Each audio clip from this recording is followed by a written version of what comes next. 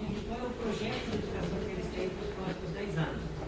Daí a nossa interface com vocês, porque nós precisamos capacitar as pessoas dos municípios para poderem fazer esse trabalho. E aí passamos da necessidade de estar em contato com vocês e que o canal que nós temos de passar algum apoio financeiro para essa organização dos municípios é via o Pago do Estado.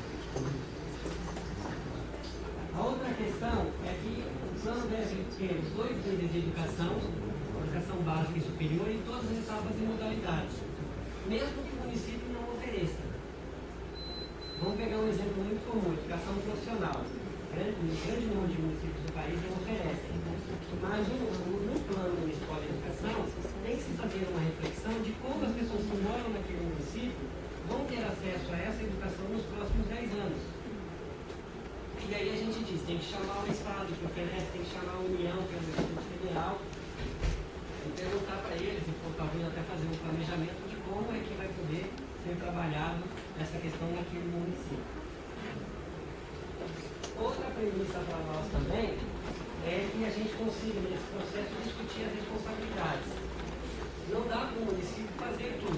Ele precisa de apoio do Estado, precisa de apoio da União. Então, quando a gente for traçar uma meta, a interlocução com a União e com o Estado tem que ser muito forte para poder se definir quem é que faz o quê, que tipo de ajuda que se pode ter. Mais uma é a questão dos recursos financeiros. Nós da educação, dificilmente nós já temos aquelas questões de LOA, LDO, PTA, PTA, E a gente tem dito para as pessoas que trabalham nesse processo que não dá para pensar planejamento sem pensar no recurso financeiro. Então é fundamental que as pessoas também tenham noção e possam participar do processo de discussão. Eu acredito que com vocês aqui não há necessidade de dizer que é LDO, é LOA, Todo mundo já está nesse processo, Se tiver, é só pedir. Bom, aí como é que a gente então está fazendo este trabalho? A gente tem um prazo colocado pelo projeto de lei, que uma vez aprovado, não teve alteração até agora, provavelmente já foi aprovado na comissão dessa forma.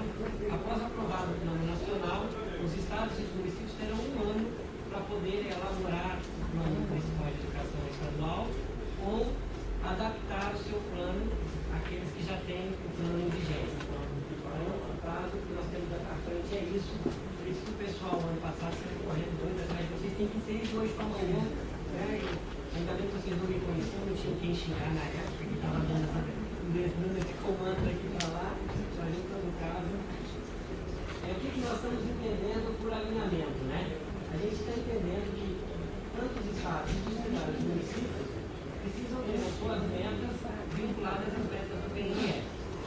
Pode ter mais, pode ter um pouco menos, mas de qualquer forma, as metas que são de competências de atuação dos estados e municípios que estão no PNR têm que estar também nos planos estaduais e municipais, Por isso, então, a necessidade do alinhamento dos planos.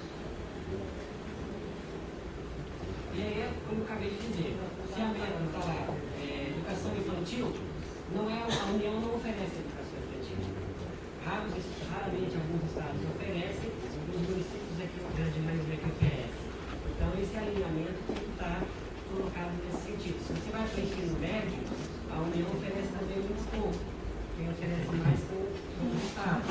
Então também pensar como é que o município pode assessorar o estado. Vou pegar um exemplo que é bastante conhecido no Brasil, no caso do Pará, que tem o SOME, um programa lá para ter o ensino médio, e a parceria Estado e município é muito forte com a questão de equipamentos escolares. As pessoas têm que estar mais ou menos indicadas.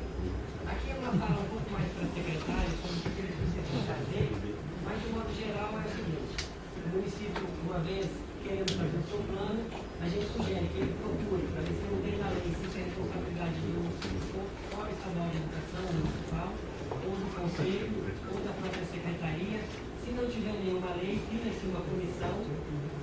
Essa comissão, então, faz um diagnóstico, que a gente chama de análise situacional, porque ela vai para além de levantamento de números. A partir desse levantamento, ela propõe as metas num texto. Esse texto é colocado na consulta pública. Uma vez colocado, referendado pela consulta pública, ou sugerindo alterações, se incorpora essas alterações sugestões, encaminha para o Executivo, que é um projeto de lei que tem que ser de autoria do Executivo. O Executivo encaminha para o Legislativo, e aí o Legislativo faz a apreciação com a aprovação e depois é sancionada a lei. A gente tem no Brasil estados e municípios em diversos estágios dessa situação. A gente tem, por exemplo, o município de São Paulo, o plano já está na Câmara. A gente tem o estado do Mato Grosso, do Maranhão, que o município também já está, o plano já está na Assembleia. Tem na Bahia, que aprovou recentemente, vocês demandaram, mas já se lembra o nome do município? Barra da Estiva, que é um município também que já está com o plano aprovado e adequado ao plano nacional. Então, quer dizer, a gente tem também gente que nem começou esse trabalho. A gente está num movimento bastante diferenciado no Brasil agora. No caso desse,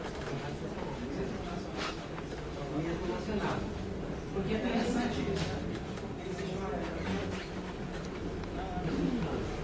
Então, uma coisa que mexe muito com o secretário, mas a gente diz assim, olha, o Ministério Público, ou o TCE, pode cobrar de você a existência do plano, independente da união ter feito ou não, e você não vai poder dar desculpa que não fez os seus filhos não fizeram.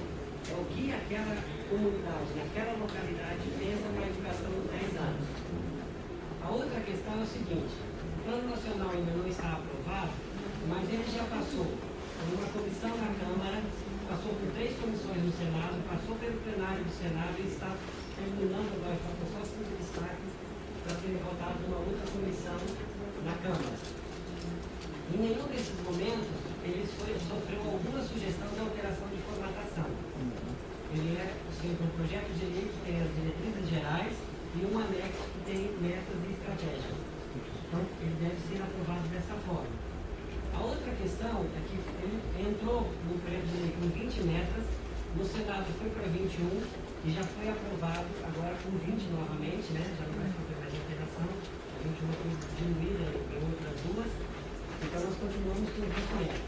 E as metas o que são? Ampliação de matrículas, praticamente em todos os níveis, aumento do financiamento, valorização dos professores, quer dizer, são as coisas que não tem como a gente fugir, que já vieram da discussão da CONAI, portanto não o que a sociedade quer.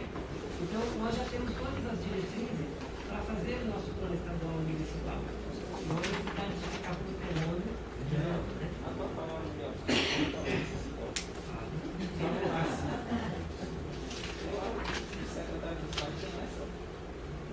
Isso acaba discutindo no planeta. Mas se você quer essa palavra aí da comissão que eu já falei, aqui está um exemplo da Bahia, que a gente chama essa palestra recentemente lá. Agora um pouquinho da síntese do que nós falamos, né? Daquelas premissas que nós estamos colocadas aí.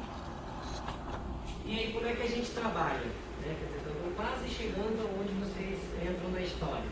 Nós temos em cada estado um grupo de pessoas que nós chamamos de avaliadores educacionais. Então, como que é a nossa estrutura?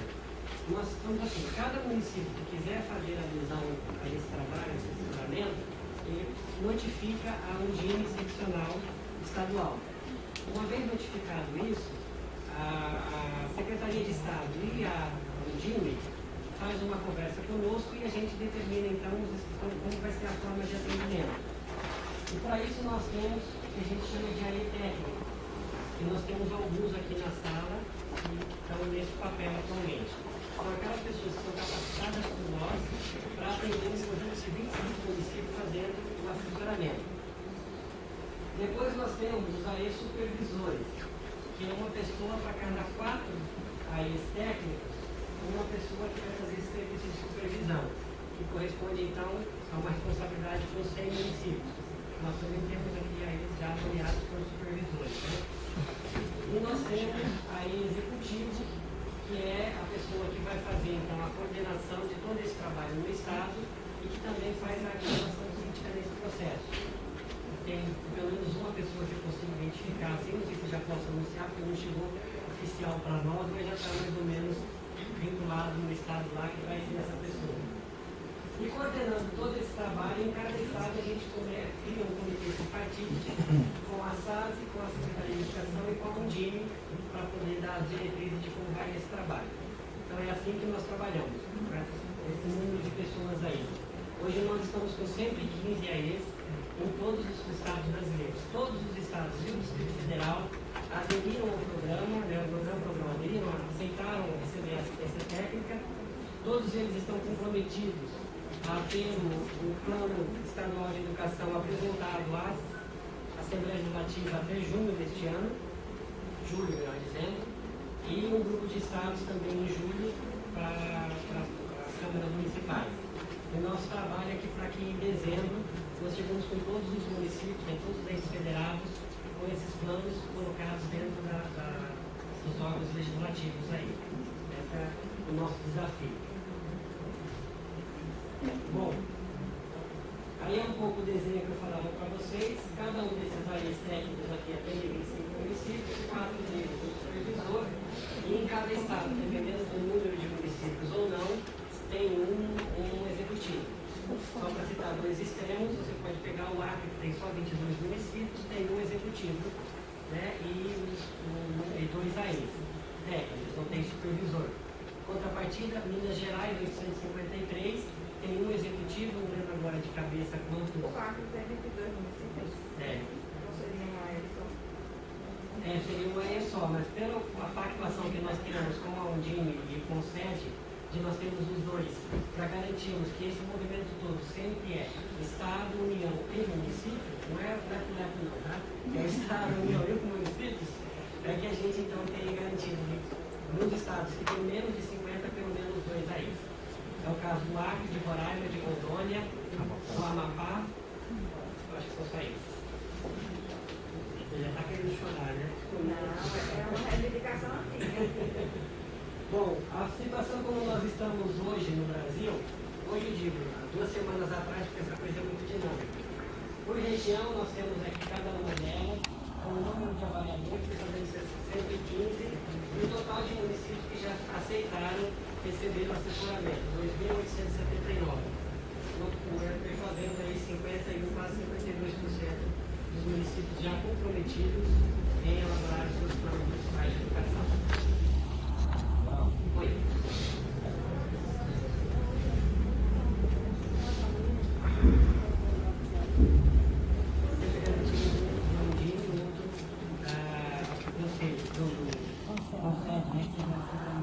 Estadual. E aí o que a gente tem assim? A gente tem alguns desenhos, por exemplo, Natal. Né? Natal tem um grupo dentro da secretaria que presta assistência aos municípios. Além do PAR, faz outras coisas, né? Isso.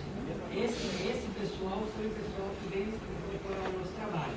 Na Bahia é a mesma situação. A Bahia também tem dentro da secretaria um grupo de apoio aos municípios e nós estamos fazendo a introdução com eles também.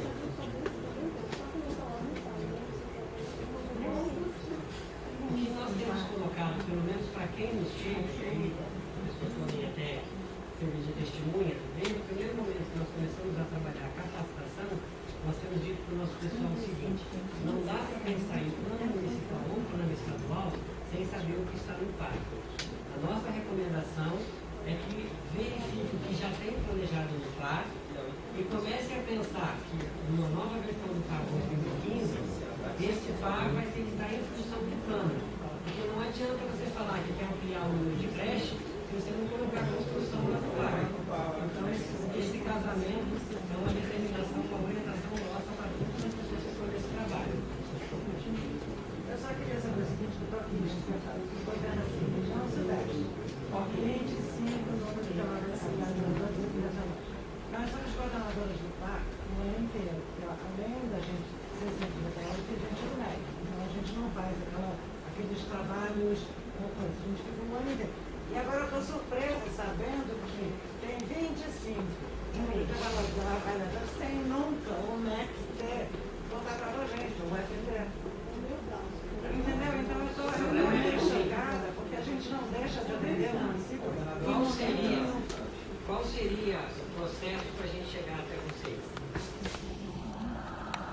O que nós temos feito? Eu acho que fazer uma reunião a partir do momento que o que a gente tem feito, tanto o nosso secretário Binho Marques como eu, temos ido pessoalmente em todos os estados com a presidência da Undime, com a presidência do Fórum Estadual de Educação e outros convidados que o próprio secretário e o presidente da Undime colocam, além da nossa equipe do Estado. A gente tem feito isso praticamente em todos os estados. Isso já ocorreu no Estado do Rio de Janeiro, isso que a gente está querendo saber. Nós temos Vocês fizeram através da Undime ou da própria SEDUC? No caso da sessão do Rio, né, memória. Então, lá nós tivemos a presença da representação da Secretaria na reunião do CONSET. Ainda nós não fomos lá pessoalmente. Agora, o nosso contato dentro da Secretaria de Educação, e que tem feito a articulação direta com a chefia da Secretaria, é a Magda. Mas então vocês estão se articulando diretamente com a SEDUC? Diretamente com a SEDUC, com a presidência da Undime. Mas vocês preocuparam, estão ligados na Secretaria de Estado de Educação. Não, nós estamos na Universidade Federal Fluminense. a gente dá assessoria aos municípios. A gente vai ao município assim, a gente chama o município na UF o tempo inteiro. A gente aprende, aí de repente você vem com uma coisa assim, eu estou chocada, quer dizer, onde é que está onde é que está a gente, Qual é a relação de vocês com o Undime e com o Estado? nós todas as vezes que o time fez reunião, a gente sempre nós tivemos, aliás, começamos a fazer essa articulação, porque o Estado do Rio é um Estado muito complicado. Tudo com a educação exige que tenha um plano estadual de educação e, por definição, ele é gerido pelo governo estadual. Nenhuma universidade pode gerir um plano. Claro. Mas não é essa que vai gerir. O modelo que está hoje está dessa forma, assim.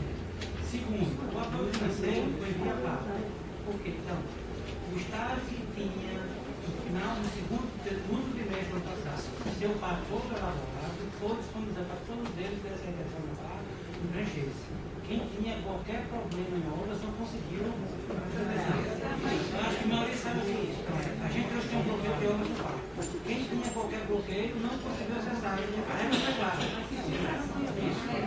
A ação foi para todos eles. Os 14 que tiveram em algum momento no último trimestre, ficaram sem nenhuma restrição, conseguiram sediação e foi para eles. Foi esse o critério. Quem não conseguiu foi fora, foi isso com vocês. Então não tem muito para a gente fugir disso. Isso aí regra nossa, normalização. Os estados que tiverem em algum momento sem nenhuma pendência conseguiram. Júlia, a questão não é de quem vai gerir o processo. Se é o Estado a quem compete, a questão é que tem que estar articulado com as coordenações dos bairros. O que a gente quer deixar é assim, em geral, a nossa consideração, ele está fazendo uma apresentação e a gente não vai trazer a população para ele. A questão do parte vai discutir mais tarde, para pelo menos, vai ser uma coisa. Mas está apresentando. Foi colocado para todos os estados que não tinha nenhuma petição para todos os estados conseguiram, alguns aí conseguiram, como sabem, tiveram acesso a isso. Quem tinha independência não conseguiu, e teve casos que tinha ação disponível, o Estado achou também não fazer naquele momento. Então, assim, o que a gente deixa bem claro, foi disponibilizado para todos os estados, para fazer esse processo. Ô, Júlio, mas só Júlio, Quais são os estados, então? Júlio, por exemplo, não sei qual é a situação do Estado do Rio de Janeiro do par da SEDUC. Não sei como é que se ela está sendo contemplada ou não. Mas eu acho, Júlio, que assim, o mínimo, para não trazer essa surpresa que a gente teve, não só eu e Marizinho, como outros colegas aqui tiveram, eu acho que esse diálogo tem que ter constantemente com a gente, porque provavelmente o Undime está se articulando com o Estado, com a Magda, que a gente conhece bem quem é a pessoa, e a gente poderia estar ajudando, inclusive, o Estado, se ele tem alguma pendência de obra, por exemplo, a ele resolver essa pendência para ele dar andamento e os municípios não serem O prejudicados problema no é processo. como a gente conseguir chegar, porque assim, tem muitas instituições. Então, no caso específico do Rio de Janeiro, há um mês e meio, mais ou menos, atrás, eu estive no Rio de Janeiro, numa reunião do Fórum Estadual de Educação, uma reunião extraordinária que foi convocada para discutir esse tipo de fim, exatamente porque as duas representantes titulares da universidade estavam reclamando que o Fórum estava fora do processo. Então, nós fizemos uma reunião com 4 pessoas. Eu, a Magda, então, sim, a outra menina da Undime, que fugiu,